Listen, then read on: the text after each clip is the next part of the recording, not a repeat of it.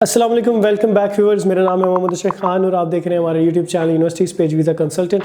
इस चैनल पे हम डिफरेंट कंट्रीज से रिलेटेड स्टडी अब्रॉड की वीडियोस अपलोड करते रहते हैं और आपको राइट इन्फॉर्मेशन देने की कोशिश करते हैं। आज की हमारी वीडियो का टाइटल है स्टडी इन जर्मनी और आज हम आपको बताएंगे कि जर्मनी का स्टडी के लिए जो प्रोसेस है वो क्या है, किस तरह आप खुद अप्लाई कर सकते हैं, ऑनलाइन एप्लीकेशंस किस तरह होती है, मोर ओवर इसके अंदर प्रोसेस क्या होता है, डेडलाइंस क्या होती हैं और एडमिशन का क्राइटेरिया क्या होता है। इसके साथ साथ हम डॉक्यूमेंटेशन को भी देखेंगे कि डॉक्यूमेंटेशन का क्या प्रोसेस होता है, वीज़ा का क्या प्रोसेस होता है और स्टूडेंट वहाँ पे पार्ट टाइम जॉब्स कर सकते हैं या नहीं कर सकते हैं। इन सब चीज़ों को कवर करेंगे। तो आपसे रिक्वेस्ट है वीडियो को एंड तक देखें ताकि कोई इंपॉर्टेंट पॉइंट आपका मिस ना हो सके। और लास्ट में आपसे ये भी रिक्वेस्ट है कि हमारे चैनल को सब्सक्राइब कर लें। जर्मनी को देखें तो जर्मनी सेंट्रल यूरोप में आता है, जो कि सेंट्रल यूरोप के वेस्टर्न पार्ट में आता है। बहुत इंपॉर्टेंट कंट्री है यूरोप के हिसाब से। अगर देखें शेंजन जोन को देखें तो ये यूरोप का इकोनॉमिकल हब भी इसको कहा जाता है, क्योंकि यहाँ से बहुत मेजर इंडस्ट्री है। इंजीनियरिंग के हवाले से देखें, टेक्नोलॉजी वाइज देखें और ओवरऑल प्रोडक्शन को देखें तो यहाँ से बहुत ज़्यादा ग्रोथ होती है। 83.5 मिलियन की यहाँ पॉपुलेशन है और one of the most populous country है इन यूरोप एज वेल। और अगर लैंग्वेज की बात की जाए तो जर्मन यहाँ बोली जाती है। अराउंड 60% लोग इंग्लिश भी बोलना जानते हैं। और अगर मेन शहरों की बात करें जिनमें बर्लिन भी आता है, वहाँ आपको बहुत ज़्यादा इंग्लिश स्पीकिंग लोग मिल जाते हैं। जर्मनी अपनी हिस्ट्री की वजह से बहुत ज़्यादा फेमस है, अपने कल्चर की, बियर की वजह से बहुत ज़्यादा फेमस है। फुटबॉल यहाँ पे बहुत ज़्यादा खेला जाता है और उसका बहुत ज़्यादा शौक है लोगों को। और ये अपनी फार्मास्यूटिकल इंडस्ट्री की वजह से भी बहुत ज़्यादा इंपॉर्टेंस रखता है। यहाँ की कार्स के बारे में आपने लाजमी सुना होगा, जिनमें BMW, मर्सिडीज़ आती है और ये जर्मन कार पूरी दुनिया में एक्सपोर्ट होती हैं। इसके अलावा आपको यहाँ पे आर्किटेक्चर बिल्डिंग्स भी देखने को मिलेगी और कासल्स आपको देखने को मिलेंगे, कैथीड्रल्स आपको यहाँ देखने को मिलेंगे, जो कि बहुत ज़्यादा पॉपुलर है। एजुकेशन एस्पेक्ट्स को देखें तो Germany is one of the top listed in education through out the world, क्योंकि यहाँ पर बहुत high quality of education provide की जाती है।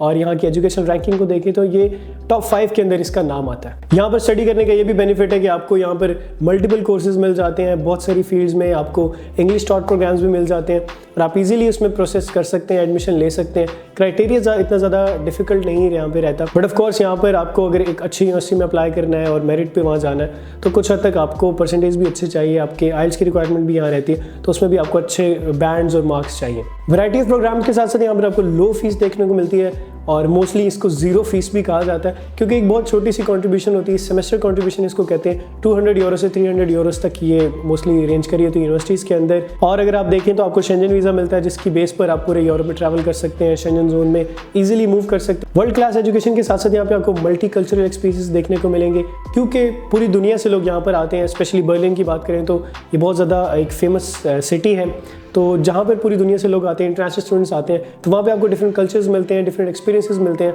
आपकी पर्सनल ग्रोथ होती है, एकेडमिक्स के अंदर आपकी ग्रोथ होती है, आपको करियर में काफ़ी एक्सेलेंस यहाँ देखने को मिलती है। बैचलर आपका 3 से 4 साल में होता है और यहाँ पे मास्टर्स आपका 1 से 2 साल तक रेंज कर सकता है। रिक्वायरमेंट्स की बात की जाए तो मार्क्स की उस तरह से रिक्वायरमेंट नहीं है, येट आपको आइल्स की रिक्वायरमेंट रहती है, जो कि 6.5 बैंड्स है मोस्टली यूनिवर्सिटीज़ के अंदर और कुछ यूनिवर्सिटीज़ में 7 बैंड्स भी मिनिमम रेंज करी है। बट अगर आप चाहते हैं कि आप अपने ड्रीम कोर्स में जा सकें, ड्रीम यूनिवर्सिटी के अंदर जा सकें, तो आपके मार्क्स भी अच्छे होने चाहिए उसके मेरिट में आने के लिए। इंटेक्स यहाँ पे 2 होते हैं, जो कि आपका एक स्प्रिंग इंटेक होता है और एक फॉल का इंटेक होता है, जिसको विंटर और समर इंटेक भी कह सकते हैं। समर इंटेक के अंदर आपकी अप्रैल के अंदर क्लासेस होती हैं और अक्टूबर से उसकी जो एडमिशन का प्रोसेस है वो स्टार्ट हो जाता है और वो एडमिशन का प्रोसेस मोस्टली जनवरी के मिड तक ख़त्म होता है। इस तरह अगर विंटर्स की बात की जाए तो अप्रैल के अंदर उसके एडमिशन प्रोसेस स्टार्ट हो जाता है और डेडलाइन की बात की जाए तो वो जुलाई के मिड तक चलता है। यहाँ पर यूनिवर्सिटी का सिस्टम कुछ डिफरेंट होता है। यहाँ पे आपको रिस्ट्रिक्टेड एडमिशन सीट्स मिलती हैं, यानी कि बहुत लिमिटेड एडमिशन सीट्स मिल सकती हैं। कुछ यूनिवर्सिटीज़ के अंदर इस तरह होता है, बट मोस्टली यूनिवर्सिटीज़ के अंदर आपको नंबर ऑफ़ सीट्स की इतनी ज़्यादा कोई रिस्ट्रिक्शन नहीं होती। तो बट आपको ये सजेस्ट किया जाता है अगर आपने अप्लाई करना है तो आपकी जब एप्लीकेशन प्रोसेस स्टार्ट हो गया उसी टाइम आप अप्लाई करें, क्योंकि यहाँ पर जितना जल्दी आप अप्लाई करेंगे आपके चांसेस बढ़ जाते हैं एडमिशन के। फीस जैसा कि मैंने आपको बताया, यहाँ पे फीस नहीं होती। पब्लिक यूनिवर्सिटीज़ के अंदर, प्राइवेट यूनिवर्सिटीज़ के अंदर फीस होती है, but majority of the students apply in public universities, क्योंकि वहाँ पे फीस नहीं होती और आपके लिए काफ़ी ज़्यादा आसानी हो जाती है। सेमेस्टर कंट्रीब्यूशन हो सकती है जो कि 200 यूरोस से 300 यूरोस तक रेंज कर सकती है। कुछ यूनिवर्सिटीज़ में इससे ज़्यादा भी हो सकती है, ये डिपेंड करेगा आपकी यूनिवर्सिटी के ऊपर। अब हमारा क्वेश्चन आता है कि हमने अप्लाई किस तरह करना है। एप्लीकेशन प्रोसेस इसका ऑनलाइन होता है। इसके लिए 2 पोर्टल्स हैं, एक DAAD.de, उसको मैं डिस्क्रिप्शन में ऐड कर लूँगा, वहाँ जाकर भी आप अपने कोर्सेज़ को सर्च कर सकते हैं। इसके अलावा आपको यूनिअसिस्ट मिल जाती है, जो कि एक थर्ड पार्टी है, पेड वेबसाइट है और इसमें आप इनको पे करते हैं और यूनिवर्सिटीज़ में अप्लाई कर सकते हैं। इंपॉर्टेंट पार्ट ये है कि आपने इंग्लिश टॉप प्रोग्राम सर्च करने होते हैं, क्योंकि मोस्टली जो कोर्सेज हैं वो जर्मन में भी पढ़ाए जा रहे होते हैं। तो आपने इस चीज़ का ख्याल रखना है, कोर्स के रिक्वायरमेंट्स को देखना है, यूनिवर्सिटी के पोर्टल्स पर जाके अपने ओवरऑल कोर्स को पढ़ना है कि उसके अंदर क्या क्या क्राइटेरिया है, क्या रिक्वायरमेंट्स है। ऑफकोर्स ये यूनिवर्सिटी टू यूनिवर्सिटी वेरी कर रही होती है। एप्लीकेशन प्रोसेस को कंटिन्यू करते हुए आपने यूनिवर्सिटी में जाकर अप्लाई करना होता है, बट अगर आप यूनिवर्सिटीज़ के थ्रू नहीं अप्लाई करना चाहते तो आप सेपरेटली यूनिवर्सिटीज़ के पोर्टल में जाकर भी अप्लाई कर सकते हैं। वहाँ पर आपको प्रोसेस का सारा गाइडेंस मिल जाएगी कि किस तरह आपने उसको लेकर चलना है। कुछ यूनिवर्सिटीज़ में एडमिशन की फ़ीस हो सकती है, बट मेजॉरली यहाँ पर एडमिशन की फ़ीस नहीं होती। इसके लिए आपको आपके डॉक्यूमेंट्स भी रिक्वायर होते हैं जो कि अटेस्टेड होने चाहिए अपने मुतल्लिका इदारों से। HAC फॉर बैचलर्स डिग्री अगर आप मास्टर्स में अप्लाई कर रहे हैं, और मैट्रिक और इंटरमीडिएट के सर्टिफिकेट्स के लिए आपने IBCC के थ्रू इसको अटेस्टेड करवाना होता है। जब आप अपनी एप्लीकेशन को सबमिट कर देते हैं तो आपको 6 to 7 वीक्स लग सकते हैं, और ये ड्यूरेशन इनका एडमिशन का मोस्टली रहता है। तो आपको सजेस्ट ये किया जाता है कि आप डिफरेंट यूनिवर्सिटीज़ में अप्लाई करें, और अगर आपकी प्रोफाइल स्ट्रॉन्ग भी है तब भी एटलीस्ट आप 5 to 6 यूनिवर्सिटीज़ में अप्लाई करें। बट अगर आपकी प्रोफाइल इतनी ज़्यादा स्ट्रॉन्ग नहीं है तो अपने मोटिवेशन लेटर पे काम करें और डिफरेंट यूनिवर्सिटीज़ में डिफरेंट मोटिवेशन लेटर बनाएं। इस तरह आप अपने एडमिशन के चांसेस को बढ़ा सकते हैं। और आपसे ये सजेस्ट भी किया जाता है कि आप मल्टीपल यूनिवर्सिटीज़ में अप्लाई करें, 7 to 8 यूनिवर्सिटीज़ में अप्लाई करें, 10 यूनिवर्सिटीज़ में अप्लाई करें, ताकि आपको डिफरेंट यूनिवर्सिटीज़ से एक्सेप्टेंस आने के चांसेस बढ़ जाएँ। एडमिशन के डॉक्यूमेंट्स के अंदर आपको आपकी प्रीवियस डिग्री चाहिए होती है, ट्रांसक्रिप्ट चाहिए होती है। अगर आप मास्टर्स में अप्लाई करेंगे तो बैचलर्स की डिग्री और ट्रांसक्रिप्ट चाहिए होगी, और अगर आप बैचलर्स में अप्लाई करना चाहते हैं तो आपको इंटरमीडिएट और मैट्रिक के सर्टिफिकेट्स चाहिए होते हैं। आपको 2 रिकमेंडेशन लेटर चाहिए होते हैं अपने प्रीवियस इंस्टीट्यूट से, या अगर कहीं आप जॉब करें तो वहाँ से भी आपका एम्प्लॉयर भी आपको बना के दे सकता है। लास्ट में आपकी रिक्वायरमेंट आइल्स की होती है, और 6.5 बैंड्स यहाँ पे आपको रिक्वायर होते हैं। अगर आप किसी जर्मन कोर्स के अंदर एडमिशन लेंगे तो आपको B2 या C1 लेवल की जर्मन चाहिए, और उसका सर्टिफिकेट भी आपने अटैच करना है। मोरओवर आपकी मोटिवेशन लेटर बहुत इंपॉर्टेंट है, जैसे कि मैंने अर्लियर मेंशन किया, तो आप उस पर ज़रूर काम करें। और डिफरेंट यूनिवर्सिटीज़ में जब आप अप्लाई कर रहे हैं, डिफरेंट कोर्सेज में जब आप अप्लाई कर रहे हैं, तब आप उसको पर्सनलाइज बनाएं, डिफरेंट उसके अंदर चेंजेस लेके आएँ ताकि आपके चांसेस बढ़ सकें। व्यूअर्स, अब बात करते हैं यहाँ पे कॉस्ट ऑफ लिविंग और पार्ट टाइम जॉब्स की।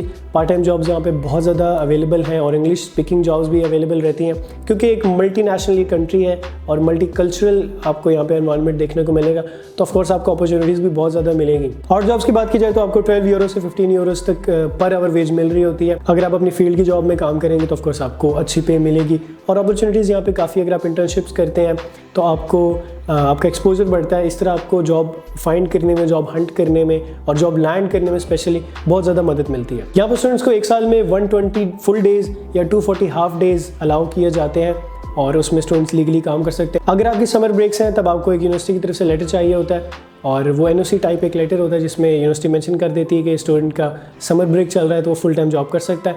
उस दौरान आप अपने एम्प्लॉयर के साथ कॉन्ट्रैक्ट कर सकते हैं, उससे डील कर सकते हैं और फुल टाइम इजीली काम कर सकते हैं। इस तरह मंथली एक्सपेंसेस की बात की जाए तो 700 यूरोज़ आपको रिक्वायर होते हैं यहाँ पर, जिसमें आप अपने रेंट पे कर रहे होते हैं, अपने फूड के और ग्रॉसरी कर रहे होते हैं। तो it's more than enough for you कि आपका इसमें इजीली सर्वाइवल हो जाता है। व्यूअर्स, अब बात करते हैं यहाँ पर किस तरह की जॉब्स की बहुत ज़्यादा डिमांड रहती है, कौन सी ऐसी फील्ड्स हैं जिनमें आपको हाई पेइंग जॉब्स मिलेंगी। सबसे पहले यहाँ पे जैसे कि मैंने आपको बताया, टेक्नोलॉजी और इंजीनियरिंग में बहुत ज़्यादा ग्रोथ रहती है, इकॉनमी इनकी बहुत ज़्यादा उस पर रिलाई करती है, तो आपको इंजीनियरिंग रिलेटेड बहुत ज़्यादा फील्ड्स में स्कोप मिलेगा, हाई पेइंग आपको जॉब्स मिलेंगी, चाहे वो इलेक्ट्रिकल इंजीनियरिंग है, चाहे वो मैकेनिकल या सिविल इंजीनियरिंग है। उसके साथ साथ अगर IT की फील्ड को देखें तो इसके अंदर भी जितनी सब फील्ड्स हैं उन सब के अंदर भी आपको काफ़ी ज़्यादा हाई पेइंग जॉब्स देखने को मिलती हैं। इसके अलावा बात की जाए तो हेल्थ केयर की सेक्टर के अंदर काफ़ी ज़्यादा यहाँ पर अपॉर्चुनिटीज़ रहती हैं, जिसमें नर्सिंग आ जाती है, फार्मास्यूटिकल रिलेटेड फील्ड्स आ जाती हैं, डॉक्टर्स आ जाते हैं। और अगर इसे हट के बात की जाए तो सेल्स में, मार्केटिंग में, फाइनेंस में, बिजनेस में बहुत ज़्यादा यहाँ पे अपॉर्चुनिटीज़ रहती हैं। उसमें मैन्युफैक्चरिंग की फील्ड भी आ जाती है, लैंग्वेज की फील्ड भी आ जाती है, होटल मैनेजमेंट आ जाती है, और इस तरह की मल्टीपल अपॉर्चुनिटीज़ यहाँ पे आपको देखने को मिलेंगी। व्यूअर्स, लास्ट में बात करते हैं यहाँ पर वीज़ा प्रोसेस की। तो यहाँ पर आपने सबसे पहले अपॉइंटमेंट बुक करनी होती है। उसके लिए आपको एक्सेप्टेंस लेटर होना लाजमी नहीं है। आप अपने एडमिशन के प्रोसेस को अगर कैलकुलेट कर लेंगे तो आपको आइडिया हो जाएगा कि आपने किस टाइम पर अपॉइंटमेंट बुक करनी है, क्योंकि अपॉइंटमेंट में काफ़ी ज़्यादा यहाँ पे डिले होता रहता है, और प्रोसेस भी इतना ज़्यादा डिफिकल्ट यहाँ पे नहीं होता। इंटरव्यू आपका होता है जिसमें आपसे कुछ बेसिक क्वेश्चंस किए जाते हैं related to your field, related to your course, और आपका इंट्रोडक्शन आपसे पूछा जा रहा होता है। इसके अलावा अगर बात की जाए तो यहाँ पर आपकी जो मेजर रिक्वायरमेंट है वो ब्लॉक अकाउंट की होती है, जो कि 11,208 यूरोज़ की है, और यही एक मेजर रिक्वायरमेंट है जो कि आपके अपने ही पैसे होते हैं। जब आप वहाँ चले जाते हैं तब आपको वो मंथली एज अ स्टाइपन या मंथली खर्चे के तौर पे आपको मिलता रहता है। इसके अलावा डॉक्यूमेंट्स की बात की जाए तो वही आपके एजुकेशन डॉक्यूमेंट्स हैं जो कि आपने अटेस्टेड करवाने हैं, और आपको आपकी हेल्थ इंश्योरेंस चाहिए होती है, ट्रैवल इंश्योरेंस चाहिए होती है, अकोमोडेशन का प्रूफ चाहिए होता है, फ्लाइट रिजर्वेशन आपको रिक्वायर होती है, पुलिस क्लियरेंस सर्टिफिकेट भी अगर आप अटैच करेंगे तो ऑफकोर्स आपकी प्रोफाइल स्ट्रॉन्ग होगी। मोरओवर, जैसे कि लैंग्वेज की बात की तो लैंग्वेज का काफ़ी ज़्यादा इंपॉर्टेंस है, वो भी आपको रिक्वायर होती है। 6 मंथ की आपकी बैंक स्टेटमेंट भी रिक्वायर होती है, और आपकी इस बैंक स्टेटमेंट के अंदर इतनी ज़्यादा अमाउंट का होना ज़रूरी नहीं है, क्योंकि आपने अपने ब्लॉक अकाउंट के अंदर जो अमाउंट डिपॉजिट की है वही आपकी मेन अमाउंट होती है, जो कि आपकी एक एज अ प्रूफ होती है कि स्टूडेंट वहाँ जाकर अखराजात अपने कवर कर सकता है। बट स्टिल अगर बैंक स्टेटमेंट की बात की जाए तो आपकी उसके अंदर कुछ हद तक अमाउंट होनी चाहिए, आपका अकाउंट रनिंग में हो और ट्रांजैक्शन उसके अंदर होनी चाहिए, तो एक अच्छा इंप्रेशन पड़ता है। प्लस अगर आपको कुछ स्पॉन्सर कर रहा है तो उसका एफिडेविट भी इसके अंदर अटैच करेगा। व्यूअर्स, ये थी हमारी वीडियो स्टडी इन जर्मनी के हवाले से। आई होप आपको पसंद आई होगी, इन्फॉर्मेटिव लगी होगी, आपको राइट इन्फॉर्मेशन इससे मिली होगी। स्टिल अगर आपको कोई क्वेश्चन है तो कमेंट्स में आप ज़रूर शेयर कर सकते हैं, हमारे दिए गए नंबर्स पर भी कॉन्टैक्ट कर सकते हैं हमें, हमारे इंस्टाग्राम और फेसबुक से भी कनेक्ट कर सकते हैं। इसके अलावा हम कुछ कंट्रीज़ में खुद भी डील करते हैं, तो अगर आप इन्फॉर्मेशन लेना चाहते हैं तो हमसे ज़रूर कनेक्ट करें, दैट वुड बी लवली। और अगर आप इंटरेस्टेड हैं और यूरोप में पढ़ना चाहते हैं जहाँ पर आपको फीस भी ना देनी पड़े और आपकी फुली फंडेड स्कॉलरशिप भी आपको मिले, जिसमें स्टाइपेंड भी हो, हॉस्टल भी मिले आपको, तो आप हमारी इटली की सीरीज़ ज़रूर देखें। उसके अंदर आपको काफ़ी राइट इन्फॉर्मेशन मिलेगी और आप हमसे डायरेक्ट कांटेक्ट करके भी इन्फॉर्मेशन ले सकते हैं। वीडियो पसंद आई तो लाइक, शेयर और सब्सक्राइब जरूर करें। मिलते हैं इस तरह की इन्फॉर्मेटिव वीडियो में, तब तक के लिए मुझे दो शुक्रिया।